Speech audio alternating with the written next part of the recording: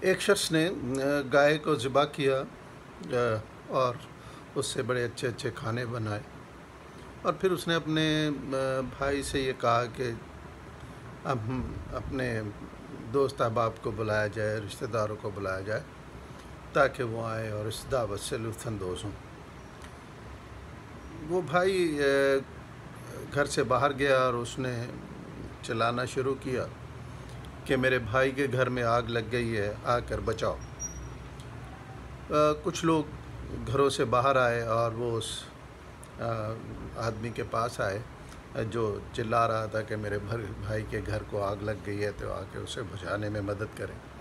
وہ لوگ آئے، وہ انہیں لے کر اندر گیا تو اندر آگ تو نہیں تھی، لیکن ایک بہترین دعوت کا انتظام تھا۔ وہ سب لوگ بیٹھے، کھانا کھایا اور اس سے انجوائے کیا ظاہر ہے، اور اپنے اپنے گھروں کو لوٹ گئے۔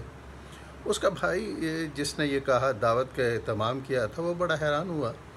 اس نے اپنے بھائی سے پوچھا کہ اس میں ہمارے کوئی دوست احباب تو ہے نہیں، یہ لوگ وہ ہیں جنہیں میں نے پہلے کبھی نہیں دیکھا۔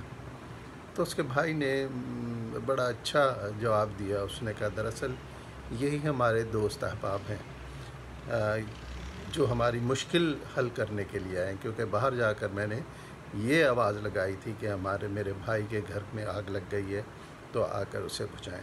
یہ وہ لوگ تھے جو آئے۔ اس کا مطلب ہے کہ یہی ہمارے سچے ہمدرد دوست ہیں۔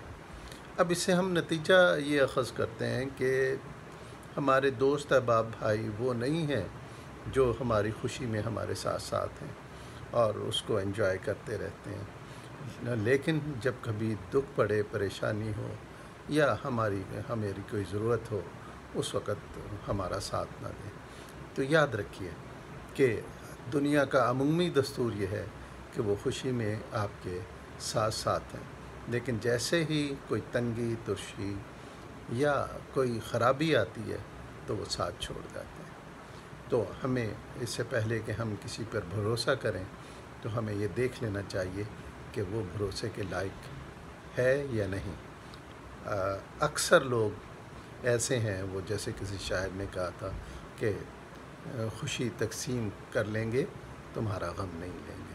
تو غم نہ لینے والے نہ دوست ہیں، نہ احباب ہیں، نہ بھائی ہیں، نہ عزیز رشتہ دار ہیں۔ دراصل جو ہمارا غم بانٹتے ہیں، ہمارا غم شیئر کرتے ہیں، ہم سے ہمارا غم دور کرنے کی کوشش کرتے ہیں، وہی ہمارے بھائی، دوست اور احباب ہوتے ہیں۔